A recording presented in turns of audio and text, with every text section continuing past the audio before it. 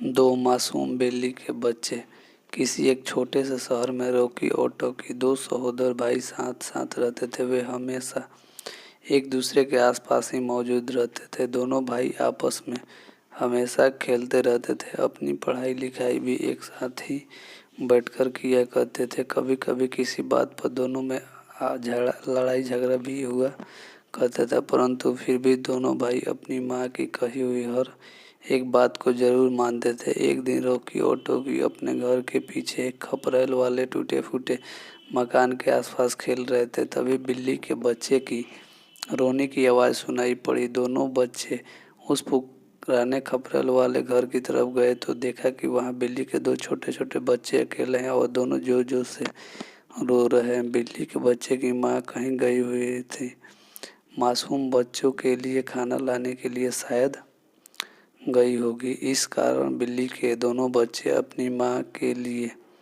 बहुत देर से रो रहे थे। उन्हें शायद काफ़ी भूख भी लगी थी, इस कारण वो लगातार रोए जा रहे थे। बच्चों की माँ बड़ी बिल्ली अभी तक अपने बच्चों के पास वापस नहीं लौटी थी। रॉकी और टॉकी ने नज़दीक जाकर बिल्ली के दोनों बच्चों को देखा। दोनों बच्चों को हाथ से छूकर भी देखा। दोनों बड़े प्यारे बच्चे थे। रॉकी और टॉकी को यह डर भी लग रहा था कि अगर बड़ी बिल्ली आ जाएगी तो हो सकता है कहीं उन पर हमला ना कर दे। यह सोचकर दोनों भाइयों ने अपने दादाजी के पास जाकर अपने दादाजी को सारी बात बताई। दादाजी दोनों भाइयों के साथ उस खपरेल वाले मकान के अंदर गए और देखा कि बिल्ली के दो बच्चे भूख से शायद रो रहे। दादाजी ने खाना मंगवाकर बिल्ली के दोनों बच्चों को खिलाया और थोड़ा थोड़ा दूध भी पिलाया। तभी थोड़ी देर के बाद इन दोनों बच्चों की माँ यानी बड़ी बिल्ली आ गई। बिल्ली अपने बच्चों के पास जाकर अपने बच्चों को पुचकारने लगी।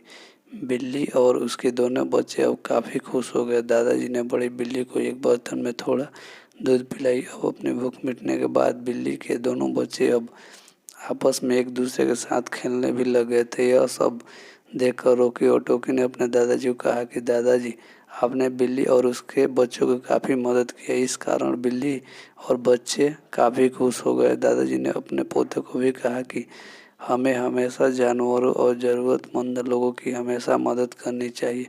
दादाजी ने रॉकी और टॉकी को भी खूब शाबाशी दी कि वे दोनों भी छोटे जानवरों की मदद करने के बारे में सोचा। सीख, इस कहानी से हमें यह सीखने को मिलती है कि हमेशा पशु पक्षियों की मदद करनी चाहिए। दूसरों की मदद करने से हमें आंतरिक संतुष्टि मिलती है।